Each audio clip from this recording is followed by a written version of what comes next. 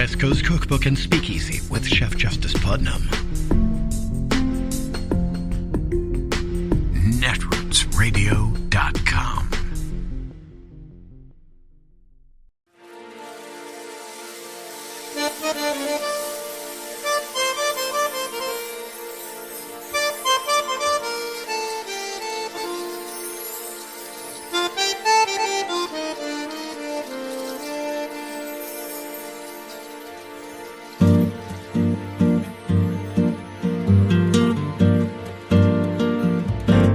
Je voudrais du soleil vert, des dentelles et des théières, des photos de bord de mer, dans mon jardin d'hiver.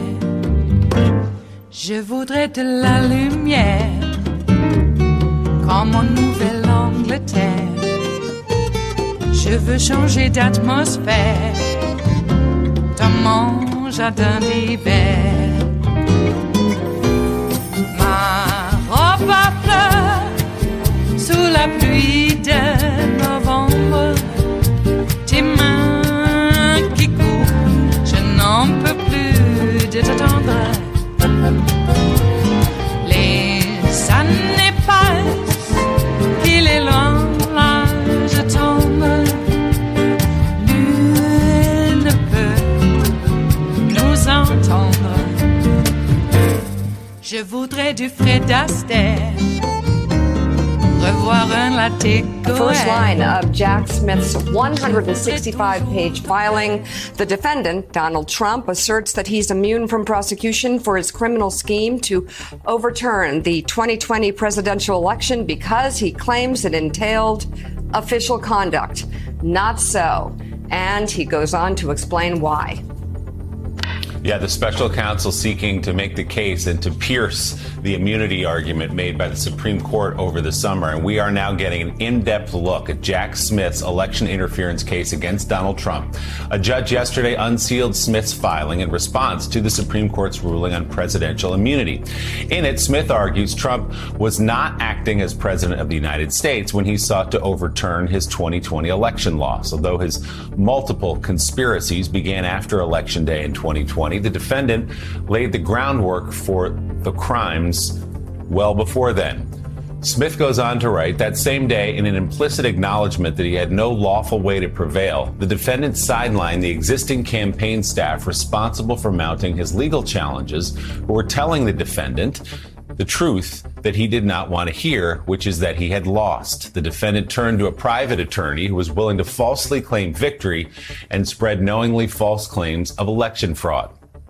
Smith argues in the brief, Trump knew his claims of outcome determinative fraud were false, writing, following Election Day and throughout the charged conspiracies, the defendant, his co-conspirators, and their agents spread lies that there had been fraud in the election that he had actually won.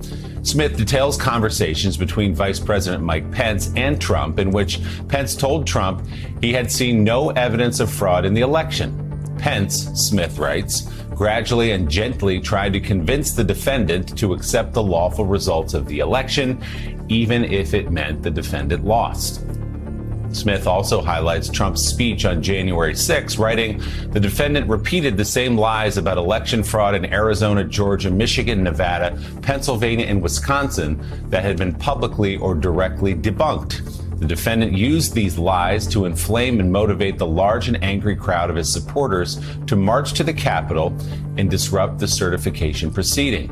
The filing from Smith details another conversation between Trump and Pence on January 1st, where the former vice president explained he did not believe he had the power under the Constitution to decide which votes to accept. Trump then told Pence, quote, hundreds of thousands of people are going to hate your guts and people are going to think you're stupid, and berated Pence pointedly, quote, you're too honest.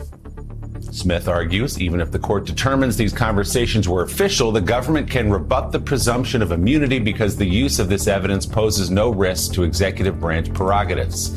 The content of the conversations at issue, the defendant and Pence's joint electoral fate and how to accept the election results, have no bearing on any function of the executive branch. And we fight. We fight like hell. And if you don't fight like hell, you're not going to have a country anymore. So, of course, that is Donald Trump back on January 6, 2021. Chuck Rosenberg. So this is 165 pages, as Mika said. There's a lot to sift through, a lot of detail. It's clear that a lot of the testimony is coming directly from Mike Pence, among other people who are around Donald Trump. But it seems to me, and I'll let you walk us through and explain, the core argument here is that Donald Trump was not acting as president.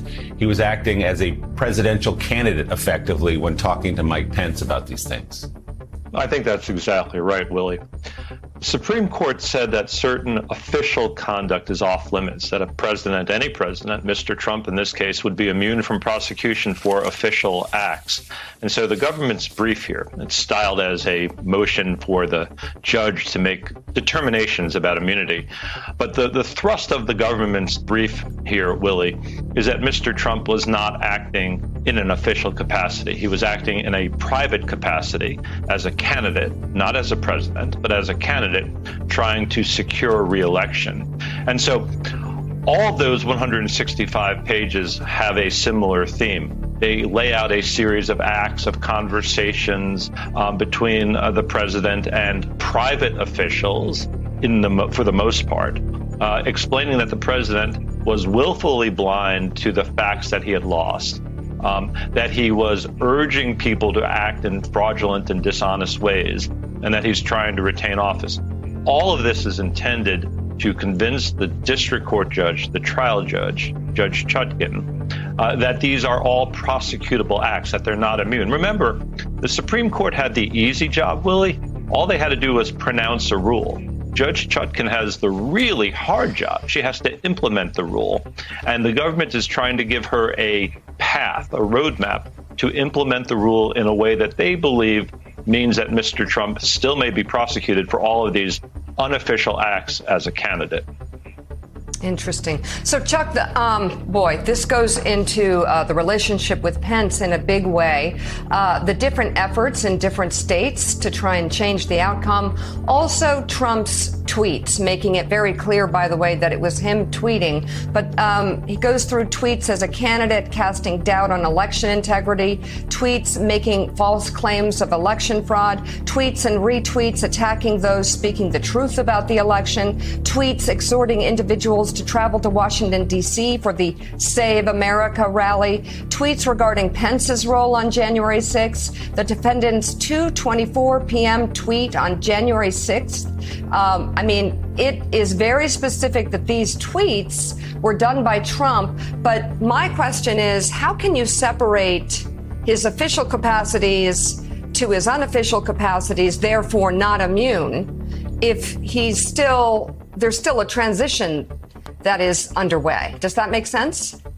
It does make sense, Mika, and it's precisely the right question. Again, very easy for the Supreme Court to proclaim, very hard to implement. It's like my 9th grade algebra teacher. She can simply say, I have to work harder, study better, and get my grades up. Easy for her to say that. Right. Much harder for me to do it. And so the Supreme Court has said that official acts are out of bounds, they're immune. All right, now, Judge Chutkan, you figure it out. You tell us which acts you think are prosecutable. So the government's making its case that everything in its 165-page brief is prosecutable. It's all evidence that may be adduced at trial, and that it could be used by a jury if they see fit to convict Mr. Trump of the fraud with which he is charged. But to your point, Mika, some of this stuff, and I have no doubt Mr. Trump's attorneys will argue that some of this stuff is official conduct, particularly, conversations that Mr. Trump had with his then vice president.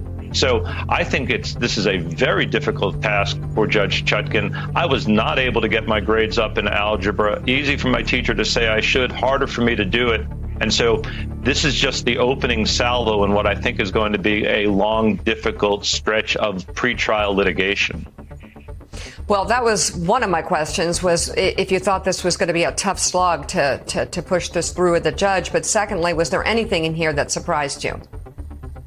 Not really. I mean, this reads a little bit like a trial brief or a trial memorandum. Sometimes before a complex trial, prosecutors, and I've done this, will file a trial brief telling the district court what they should expect from various witnesses, so there's no surprises. This is not styled as a trial brief. This is styled as a motion for the judge to make immunity determinations. But it really lays out much more of the government's evidence. I don't know that it's all of it, but it's probably most of it, at least in broad strokes. And they're doing this because they have to adduce at trial evidence that is not immune. They have to introduce at trial evidence that can be used to convict Mr. Trump. Remember, Mika, the government has already superseded their indictment. They've already struck from the original indictment passages that they believe are clearly immune. So the government has arrived at a place where they think they have the right stuff and the right balance of stuff that is not immune from prosecution to push this case forward. Now, does the judge agree? We shall see. Donald Trump was asked about the unsealing of this brief yesterday, the redacted brief, in an interview last night. Here's what he said. This was a weaponization of government, and that's why it was released 30 days before the election. And it's nothing new in there, by the way, nothing new. They rigged the election. I didn't rig the election. They rigged the election. Okay, so Jonathan Lemire, he said someone else rigged the election. We can sift through that a little bit later. But if you look through these 165 pages, just some of the detail, which again is not terribly surprising based on the reporting we've seen, based on that volume produced by the House committee on January 6th and on the election of 2020. But there are some moments that stand out, as when an aide came up to Donald Trump on January 6th as he sat scrolling Twitter and watching Fox News and said, your vice president, Mike Pence's life is in danger. The Secret Service has rushed him. He's not safe right now. And Donald Trump is alleged to have said, quote, so what? When approached by his daughter, Ivanka, and her husband, Jared Kushner, confronted, he said, according to this brief, it doesn't matter if you won or lost. You still have to fight like hell. What stood out to you here, John, as somebody who wrote an entire book about this day and all the events around it? I mean, you're right, Willie. No real surprises in here, but vivid detail. And you just tick through some of them. Trump's utter callousness and uncaring on January 6th when there was violence to the point that put his own vice president's life in danger. We have also in here an unnamed campaign aide from an earlier moment actually saying, make them riot, when there was a disturbance at another campaign office. This was part of the plan to stir unrest, to fight, to intimidate, to try to overturn the will of the people. And, Caddy, this comes, Donald Trump claims this is election interference. Two rebuttals to that. First of all, let's remember in 2016, James Comey's letter about the FBI investigation to Hillary Clinton came about a week before the election. This is much further out. Also, the reason why this is coming out now is because of Donald Trump's legal team's own delay tactics, the push that they have made, and then the Supreme Court decision about immunity, which Jack Smith is trying now to circumvent. So I don't think this quite qualifies as an October surprise, but it is a reminder to so many Americans what Trump did, what those years were like, what another Trump presidency could be like.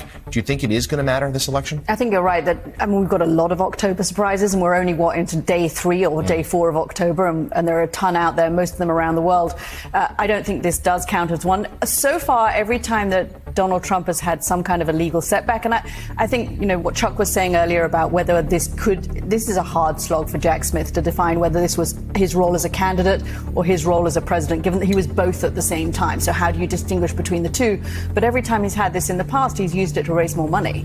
So on the Trump side, they feel this doesn't set them back necessarily. I think it is interesting that this kind of sheds light on J.D. Vance's last few moments of the debate. When you hear what Donald Trump was saying last night about, I didn't rig the election. I mean, they rigged the election. In other words, again, saying the election was stolen because it was a fake outcome, according to Donald Trump. That is why J.D. Vance was put in that position at the end of that debate. It's a tough one for him to get through. It is Thursday, the 3rd of October of 2024, and you are in West Coast Cookbook and Speakeasy. I am your chef de cuisine, Justice Putnam. Gunner the English Bulldog is our snoozing sous chef, and we will be seating you directly for our especially special, daily special, Metro Shrimp and Grits Thursdays. A little bit of jambalaya, a little bit of spice in your life. Yeah. Some people will like the Creole too, but jambalaya, Creole, related as cousins, shall we say, but different. Alrighty, how are you? Looks like Jack Smith has, kicked the hornet's nest, so to speak. I cannot. Well, I'm only being rhetorical whenever I say I can't believe, because I can. There's no way getting around it. It's happening right in front of our faces. The abject denial, the willful disregard for, I don't know, I want to say facts, but facts isn't quite strong enough of a term. The disregard for reality, willful disregard, not necessarily because it's believed, but because it sows chaos. It sows confusion. I would get that even here in our little hamlet. I would have people question whether anything I've done in my life actually happened. I'm like, oh God, do I have to do this? Do I have to talk to people who think that the world exists because they think it does? And we're just, I don't know, actors in their little shadow play? Some people really believe that. The whole universe exists because I do. All right. I hate to break it to you, but the cosmos will go on without us. I used to think the world would go on, and it will. Until, the cosmos says, time's up. Gravity and bouncing bodies across the great expanse of the void. I don't know, void? Is the void something or is it nothing? It must be something in the cosmos. But regardless, the time for our sun will be up, and so will this planet. But if we were to be scraped off the surface of this planet, the planet will go on. And in fact, it may flourish. It just may. And I kind of think it was flourishing before we got here. We as we know we. I know. Why are we getting this philosophical discussion on a Thursday? Well, because when confusion is sowed about our mere and very real existence, I feel, so therefore I am. I think so. By those who would benefit by that confusion. I kind of think that maybe we need to set our proverbial philosophical foot down. Yeah, we'll show you what's real. Reminds me of the time when I asked my sensei when I was sitting in Zazen, the hard school, by the way, if you know what that is. Regardless, I asked, what is the sound of one hand clapping? I thought I was making a joke, and he slapped me across the face. Kaboom. Well, it wasn't kaboom, it was smack. And I had an epiphany. You know what? That Zen cone about what's the sound of one hand clapping, all these years, I never figured it out. Now I have. It's a slap across the face. Wake up! And I did. So maybe it's time to get one hand clapping. Wake some people up. Some people will refuse because they're willful. They think that it's all a big joke. Well, they're entitled to think it's a big joke because they may or may not be lined up at the rock pile. In fact, a lot of people think that they'll be standing in front of the rock pile pointing in at the rock pile rather than at the rock pile looking out at those pointing in. I don't know. I'm telling you, everybody, all the collaborators, everybody thinks that they're loyal to the new regime gets lined up at the rock pile. Jeez. Keep telling you about historical precedent. Even the movies tells you it. You can learn everything about life in the movies. But who has time? So, for now, we should just take it for granted. Everybody gets lined up at the rock pile. Even the little puppies. Christy Gnome. Boy.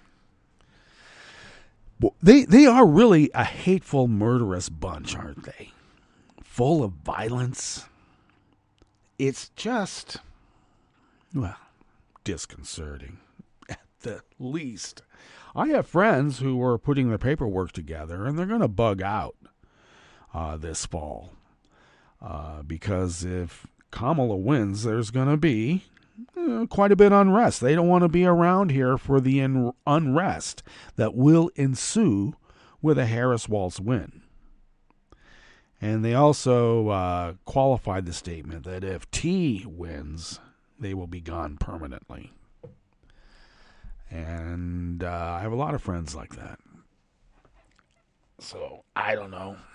I guess I'm going to be here till the bitter end until they line me up at the rock pile.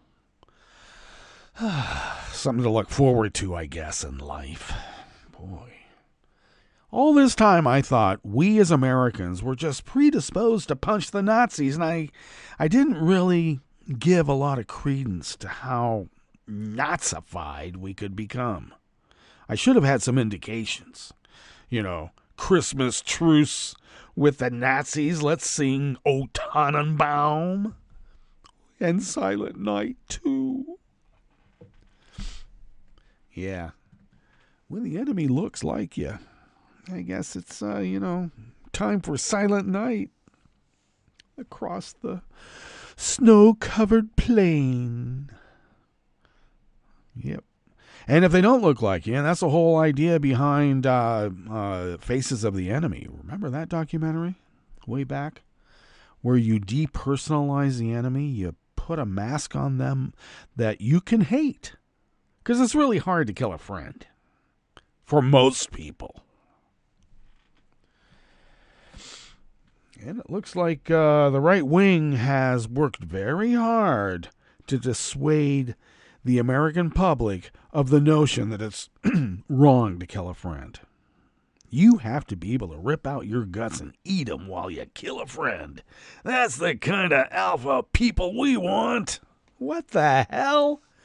Yeah, that's a sort of a takeoff on a quote from this guy Cow, who's running for office, and I totally forget who he's running against, but he's like some right-winger, and then we have like our regular, Democratic candidate who's, wants to get the potholes filled and make sure we still have a democracy. Where do they come up with these people? I thought they had a farm club that was supposed to send up the best and the brightest. Well, I think their farm club was never about bringing up the best and the brightest. The best and the brightest get to write opinion pieces for the New York Times like Doohat. And the others are basically brown shirt stormtroopers. Right down to the actual brown shirt stormtroopers. You got the ones that are like stormtrooping media and are common sense, and then you got ones actually in the street. How fun. Well, will there be as much unrest this time? I sure hope not. There are a lot of people that I am concerned about because they can also communicate loudly by their silence. Like, what are they planning? I know it's wrong to go down that road of conspiracy theory and the fear of what your neighbors might do. But I try to balance it out with some actual reasonable, critical thinking. And when you have people who, in a way, can justify killing a friend, for God and Trump. Not even country, just God and Trump. I think it's because God is Trump to them. It's so scary. I thought the Rajneeshis were weird. Boy. The absolute fealty to that guy was astounding. I go, they're like, I don't know, jumping around and ecstatic about that. It's the same with Trump. I mean, he's considered a manly man, and so is JD. Manly men. You got one with a wispy bouffant comb over, and the other guy's Maybelline fancy pants. Or did I say Nancy pants? Yeah. The other guy's a Maybelline Nancy pants. All right. Manly men. Okay. You got women are swooning over JD on the right-wing side. Abigail, what's her last name? Abigail Schreier. It escapes me all of a sudden. But she's been around. You know who we're talking about. I'm sure you do. You've come across her before. Oh, God. All right. I guess when the pool of eligibles are, in that pool, you get what you get, and you're turned on by what you get turned on by for what's there. So they got JD. Yep. Everything has to be a lie to them. They even AI'd JD to be a little less paunchy. I don't know. Some people think if they grow a beard, it won't make their face look as fat. It makes it look fatter. But, so they used AI to give JD some more chiseled look. Yeah, it looked pretty chiseled. I thought the chin was a little too pointed. They were trying to make it look like a Kirk Douglas chin, and they failed terribly because Kirk Douglas had a chin. Big old dollop right in the middle of it, too. Okay, and that was hidden by the beard. But they tried to put it in anyway because that's AI for you. Okay. Well, hey, maybe I should give you a rundown on what we have in store for you, because we could just continue going on and on and on about the events of the day, but we did curate a show about the events of the day. And what are those? Well, here we go. As we begin in the Bistro Cafe, part of West Coast Cookbook and Speakeasy, Metro Shrimp and Grits Thursdays. Oh, one quick reminder. Do follow me on social media at Justice Putnam, and then you'll have quick access to the show notes and links, diaries. And, of course, on Metro Shrimp and Grits Thursdays, I have the recipe for my Metro Shrimp and Grits that I dutifully put together for years, decades. Some people might consider it a little complex, but it's not. Just do it. It's a lovely tasting one, too. So a little more towards maybe North South Carolina, But jambalaya, too. Okay, just saying. All right, as we begin here in the Bistro Cafe, federal prosecutors indicted 68 members of a white supremacist gang in the San Fernando Valley of California. If anybody knows about the San Fernando Valley, white supremacist Nazis are sort of like, shall we say, a scary thing. I'm just saying. We'll get into that a little bit later here when we get into the piece. Continuing here, an ACLU lawsuit detailing a DWI scheme where victims were forced to pay bribes to get charges dropped is rocking the Albuquerque, New Mexico Police Department. And Albuquerque itself, and New Mexico, too. And former Colorado County Clerk Tina Peters is set to be sentenced today for a MAGA voting data breach scheme. And I got to tell you, knowing Tina Peters, as we have come to know her, she'll do it again. After the break, we move to the chef's table, where swine fever is sweeping northern Italy, threatening livelihoods and the production of the region's prized prosciutto. Don't touch our prosciutto! And you can count the number of women physics Nobel laureates on one hand.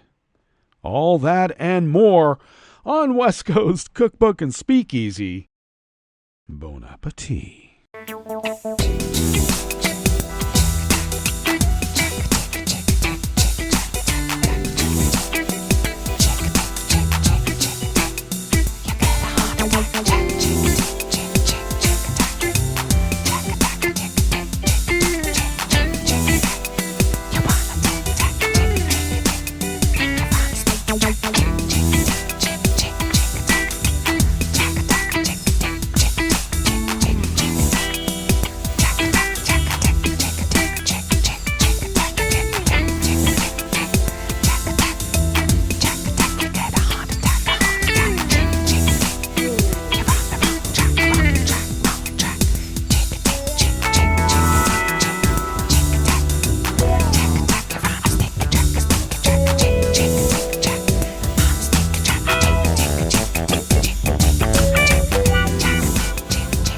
Give a big shout out to Kelly, Ricky, and Tom for all that you guys do here to keep Netroots Radio the powerhouse of resistance that it has been all these many years, as the founders originally intended.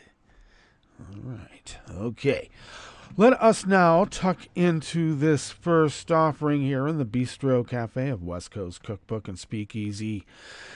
Metro Shrimp and Grits Thursdays, and it is by Matthew Ormseth from the Los Angeles Times. Federal prosecutors yesterday, Wednesday, indicted 68 members and affiliates of the Peckerwoods, claiming the white supremacist gang sold drugs and committed fraud in the San Fernando Valley under the auspices of imprisoned members of the Aryan Brotherhood. Yeah.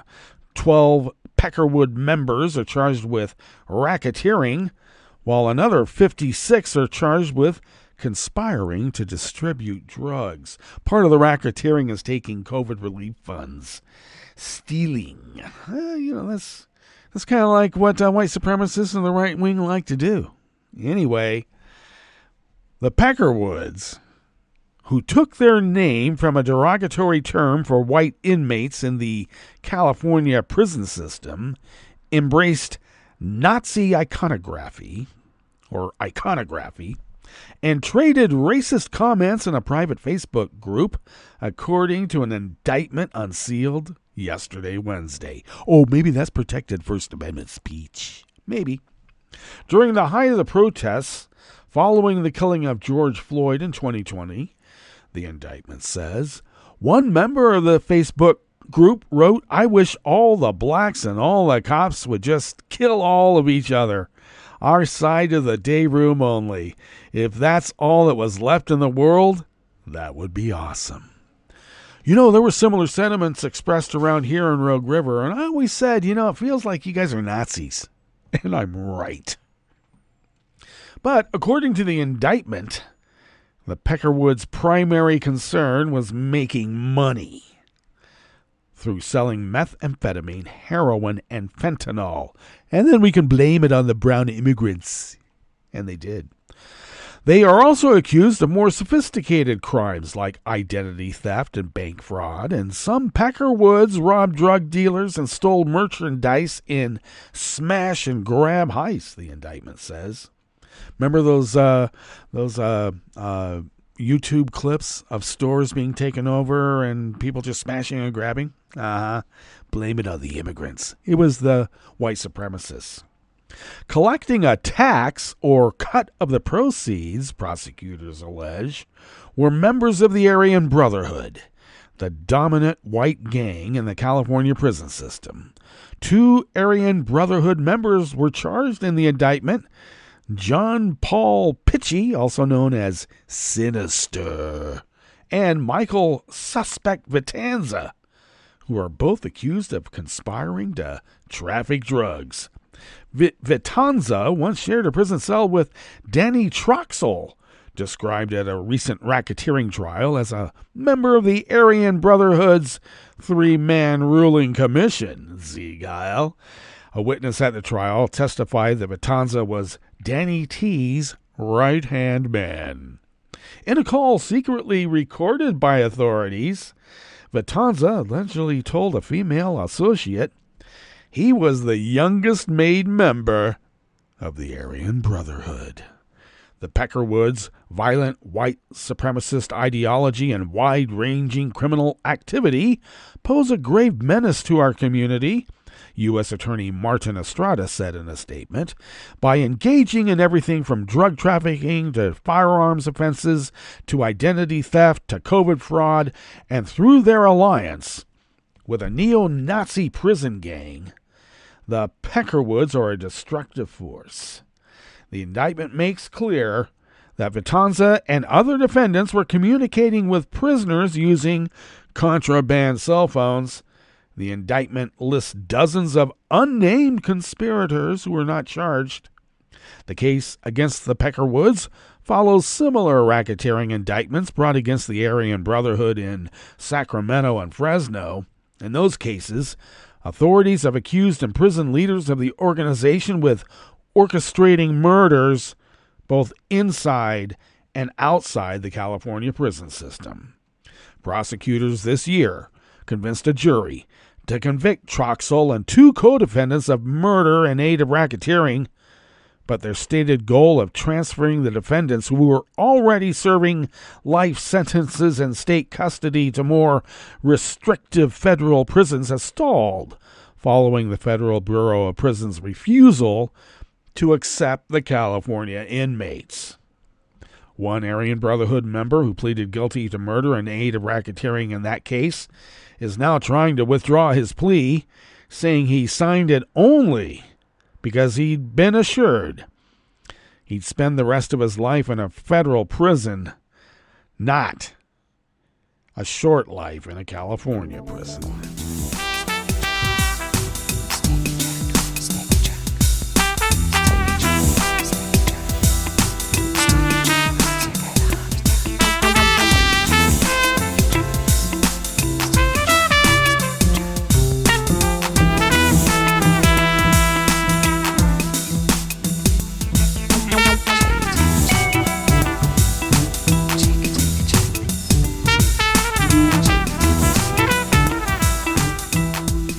Susan Montoya Bryan of the Associated Press brings us this next offering here in the Bistro Cafe of West Coast Cookbook and Speakeasy. A civil rights group is suing the city of Albuquerque, its police department, and top officials on behalf of a man who was among those arrested on suspicion of driving while intoxicated and forced to pay bribes to get the charges dropped. The DWI scandal already has mired the police department in New Mexico's largest city in a federal investigation as well as an internal inquiry. One commander has been fired, several others have resigned, and dozens of cases have been dismissed. The American Civil Liberties Union, is that the civil rights group in the first paragraph that was unnamed? Well, the ACLU of New Mexico filed the lawsuit late on Monday in State District Court. It alleges that Police Chief Harold Medina was aware of an agreement between some officers assigned to the DWI unit and a local attorney's office to work together to get cases dismissed in exchange for payment. The police department took issue with the allegations in the lawsuit, saying it contained false information and that the chief worked closely with federal authorities to uncover the scheme. The department said Medina opened the internal investigation to ensure a complete inquiry that will hold all those involved accountable. How many in the Internal Affairs Commission and Committee are in on the take, too, huh?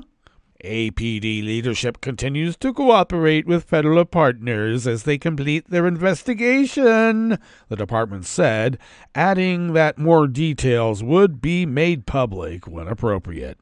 The ACLU filed the complaint on behalf of Carlos Sandoval Smith, saying he was one of dozens of people who were victimized as part of the scheme for 5 years.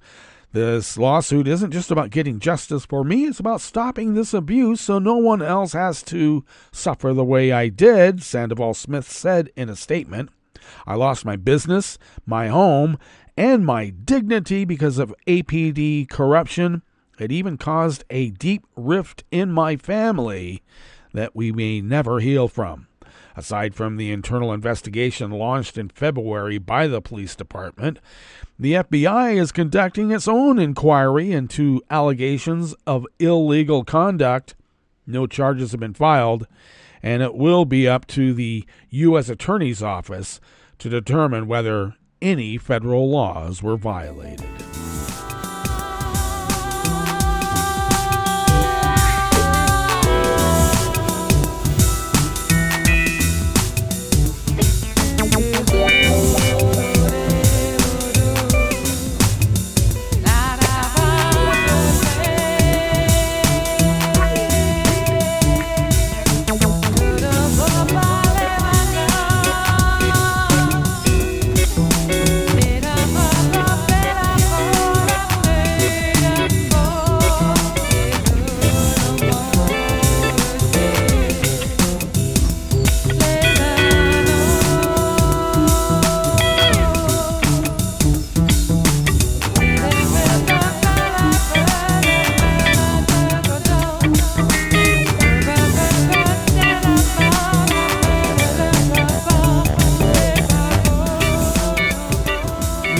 Gruber, also of the Associated Press, brings us this final offering here in the Bistro Cafe of West Coast Cookbook and Speakeasy, Metro Shrimp and Grist Thursdays.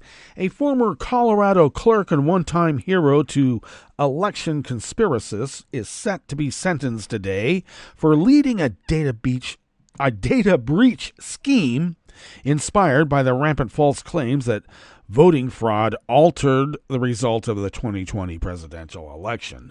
A jury found Tina Peters guilty of most charges against her in August for orchestrating the security breach of her election's computer system. Peters was the first election official to be charged with a security breach amid unfounded conspiracies that widespread fraud denied Trump a second term. Peters was convicted for allowing a county security card to be misused to give a man affiliated with My Pillow Mike Lindell access to the Mesa County election system, and for deceiving other officials about that person's identity. As we know, Lindell is a prominent promoter of the false claims that voting machines were manipulated to steal the election from Trump, by Italian satellites. During her trial, prosecutors said Peters was seeking fame and became fixated on voting problems after becoming involved with those who had questioned the accuracy of the presidential election results. The breach Peters was charged of, leading heightened concerns that rogue election workers sympathetic to partisan lies could use their access and knowledge to attack voting processes from within.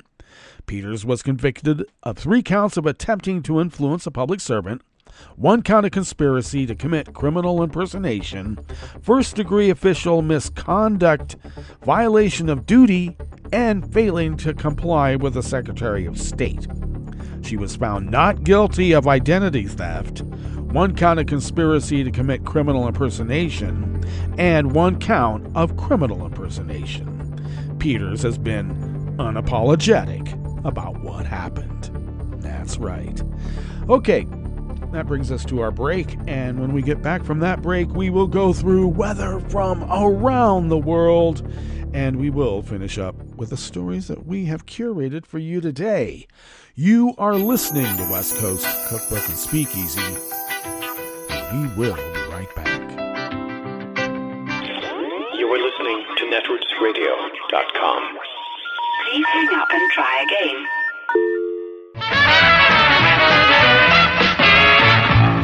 From a point at sea to the circles of your mind, a new force is at work for planetary transformation. New radio for a new Earth.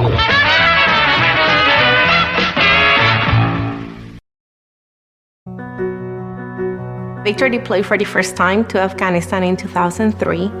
At 4 a.m, my phone rang.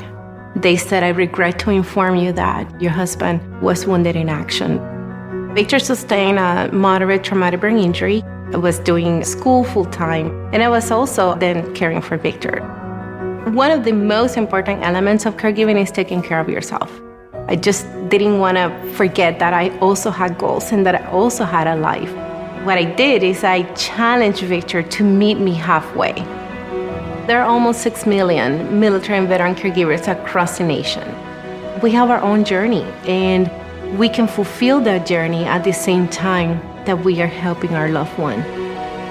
Visit aarp.org/caregiving for a free military veterans guide to navigate your caregiving journey and better care for your loved one and yourself. Brought to you by AARP and the Ad Council.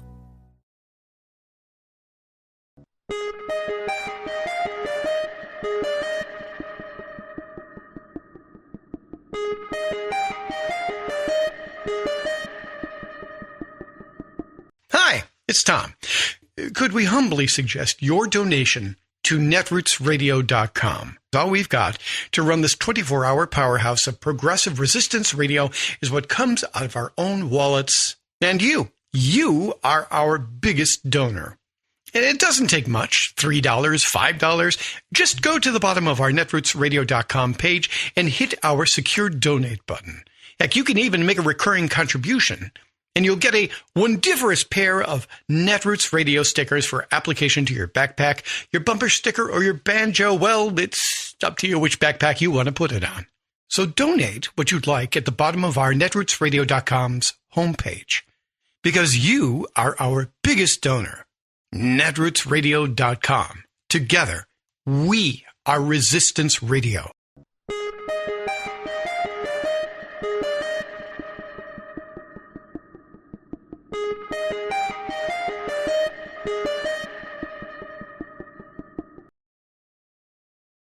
You're listening to the American Democracy Minute, keeping your government by and for the people. Our report on court challenges to undated or misdated mail-in ballots in Pennsylvania mentioned the materiality provision of the 1964 Civil Rights Act. Just what is the materiality provision and how can it help protect voters? In question are ballot envelopes from otherwise eligible voters received on time and correct, except for a missing or incorrect date on the outer envelope. Pennsylvania's election law invalidates those ballots, and as many as 10,000 voters were affected in 2022. The materiality provision, part of the 1964 Civil Rights Act Title I, was designed to keep racist election officials from rejecting voter registrations for minor mistakes, used as a voter suppression tactic throughout the South. For instance, white voters were given assistance and alerted to mistakes, while black voters were disenfranchised for a simple spelling error. For years, federal courts found that Title I applies to the whole voting process and ruled that missing dates, envelopes, and postmarks are immaterial to the validity of the ballot. Only recently have Supreme Court Justice Samuel Alito and other conservative judges argued that it should apply only to registration and overturn such appeals. If a voter does everything right but makes a trivial mistake, shouldn't we make every effort to honor the intent of the voter? The ACLU's High Court appeal may answer that question. We've linked to more at AmericanDemocracyMinute.org. I'm Brian Beal. I'm Rick Smith, and this is Labor History in 2.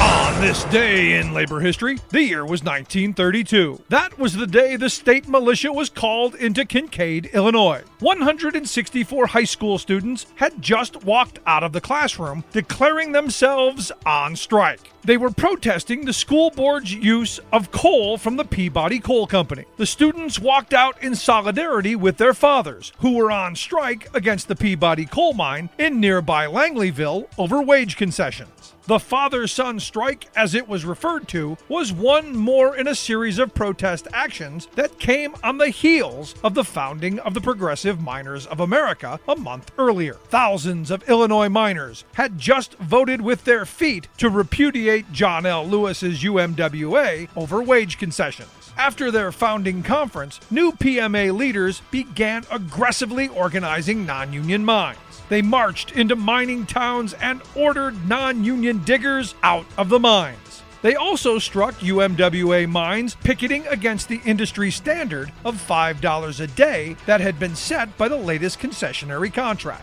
At some mines, the PMA was able to win the old $6.10 a day wage. Throughout the month, the state National Guard had been called out to a number of mining towns to quell armed conflicts between PMA and UMWA supporters. The Peabody coal mine in Langleyville had been shut down for months by ongoing PMA-UMWA conflict. Now it had reopened under heavy National Guard protection and was the only mine operating in Christian County. The striking fathers were PMA miners picketing the continued mine operations under the UMWA concessionary contract. The years-long Illinois mine wars had just begun. Like what you hear? Check out more at laborhistoryin2.com.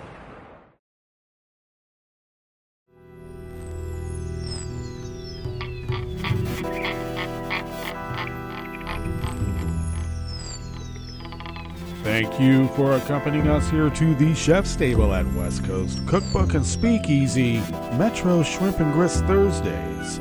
We always begin weather from around the world along the banks of the Rogue River in the Rogue River Valley of Southern Oregon on the west coast of the continental United States of America, because there's a lot more of us where we come from. And it is currently 48 degrees Fahrenheit, expecting highs around 90, so a tad warmer than yesterday. Sunny throughout the day with winds light and variable. Clear skies overnight with lows in the low to mid 50s. Winds light and variable, then mainly sunny tomorrow with highs around 80 to 83. That's so cooler. Winds out of the west-northwest at 5 to 10 miles per hour. Ragweed pollen remains rated high here in our little hamlet of Rogue River. The air quality index for the region is in the good range at 34 parts per million. Sweetened up since yesterday, and that daytime UV index is in the moderate range at level 4, so I would still suggest to take care. Barometric pressure is falling at 29.97 inches. Visibility is up to 9 miles. And relative humidity is at 92%. Weather from around the world is brought to you by a crowd of crowdsourced weather stations that a crowd crowdsources from around the world, and that is the Weather Underground. London is 58 degrees and mostly cloudy. Paris is 57 and cloudy. Rome is 71 with a rain shower and an advisory for heavy rain. Kabul is 69 degrees and clear. Oh, it looks like Hong Kong is 66 and partly cloudy. Tokyo is 72 with heavy rain and a thunderstorm advisory. Auckland, New Zealand is 46 degrees and fair. San Francisco, California is 65 degrees and sunny with a heat advisory. They're expecting to have highs in the sweltering mid-80s. It's heat. Chicago, Illinois is 68 degrees and fair with a small craft advisory on that big body of water right next to them. And New York, New York is 68 degrees Fahrenheit and cloudy. And that is weather from around the world, brought to you by a crowd of crowdsourced weather stations that a crowd crowdsources from around the world.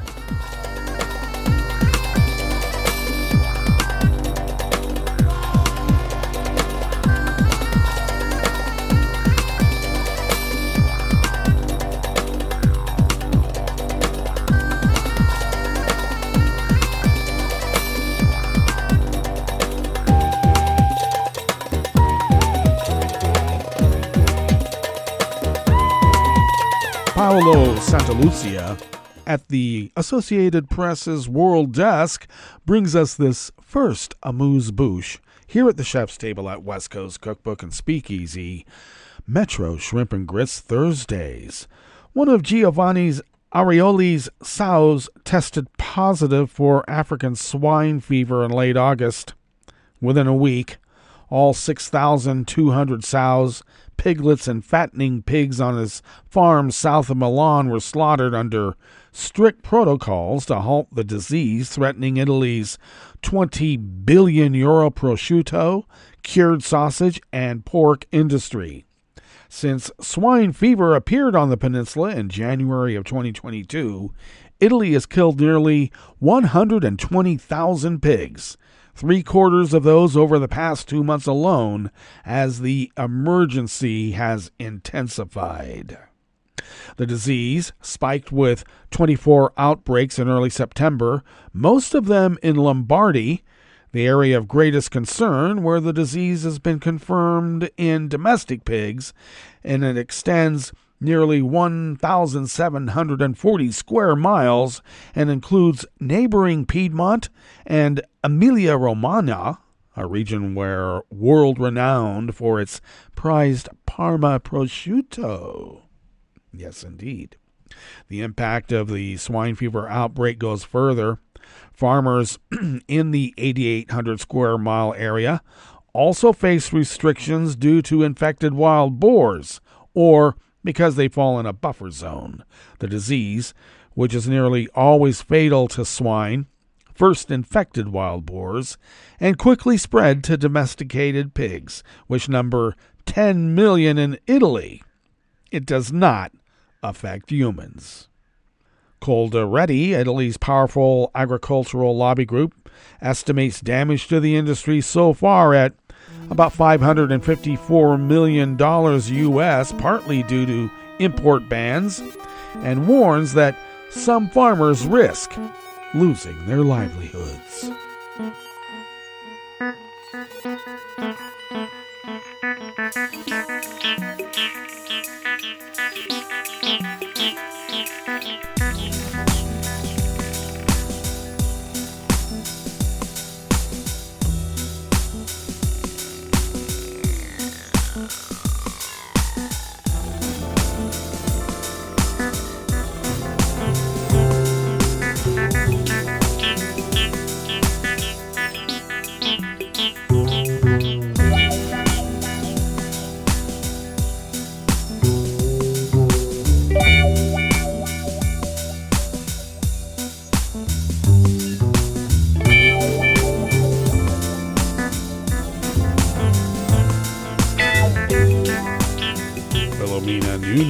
A professor of physics at Michigan State University, brings us this final amuse-bouche here at the chef's table at West Coast Cookbook and Speakeasy, Metro Shrimp and Grits Thursdays.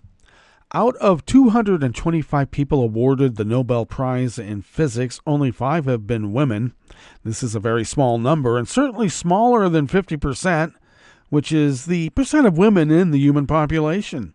Despite several studies exposing the barriers for women in science and the many efforts to increase their representation, physics continues to be a male-dominated field.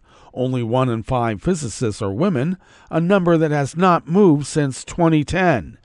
3 of the 5 Nobel Prizes in physics awarded to women have been in this past decade. As a woman physicist, seeing 3 women join the cadre of Nobel laureates in physics in just a handful of years is beyond exciting. And that is, of course, according to this author, the author. The 3 women physicists receiving Nobel Prizes in the 21st century are Donna Strickland, who won in 2018, Andrea Ghez, who won in 2020, and Anne Lhuillier, who won in 2023. All 3 made important contributions to science. Strickland, a physicist from the University of Waterloo, won the award for her work on lasers, implementing a method called chirped pulse amplification.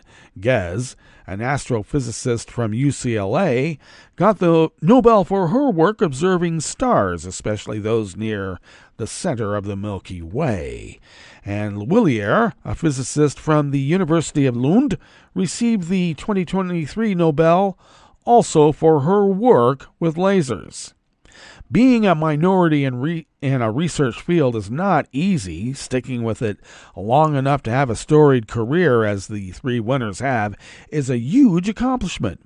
Since winning the prize, the three winners have recounted their research journeys and offered advice to the next generation of physicists in a variety of interviews. And looks like the author has noticed a few common threads, and if you go to the show notes and links diary that I have posted on Daily Kos by following my social media feeds at Justice Putnam, you'll be able to read this article in its entirety, and it is quite illuminating, and we need more women scientists. That's what it really gets down to. So that brings us to the end of our broadcast period for the day, but you do know Netroots Radio broadcasts on, and we will meet up here tomorrow for Blue Moon Spirits Fridays. So do stay tuned to Netroots Radio all day and all night for all the breaking news as it breaks, and we will meet up here tomorrow, right here in West Coast Cookbook and Speakeasy. Bon appetit.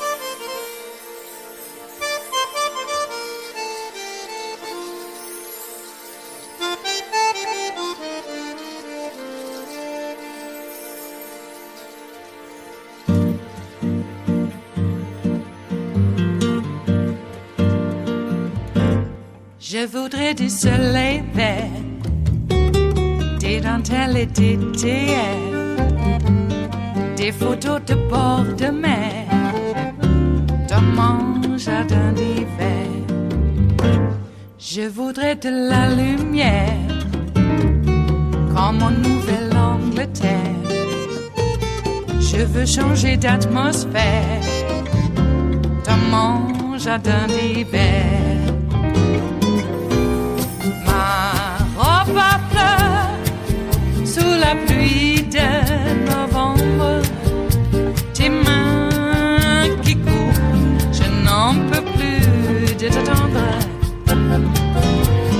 Les années passent, qu'il est loin, là je tombe. Nul ne peut nous entendre. Je voudrais du Fred Astaire, revoir un latte Goël. Je voudrais toujours te plaire dans mon jardin d'hiver. Je veux déjeuner par terre, comme au long de golfe clair, t'embrasser les yeux ouverts dans mon jardin d'hiver.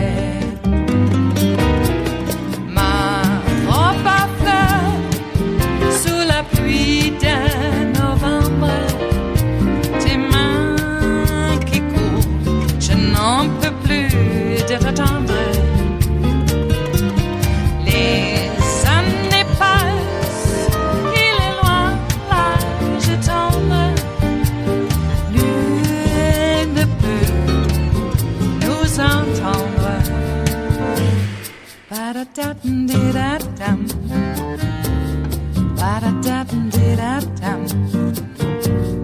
Ba-da-da-dum-di-da-dum. Dans mon jardin d'hiver. Ba-da-da-dum-di-da-dum. Ba-da-da-dum-di-da-dum. Ba-da-da-dum-di-da-dum. Dans mon jardin d'hiver. Dans mon jardin d'hiver. Dans mon jardin d'hiver.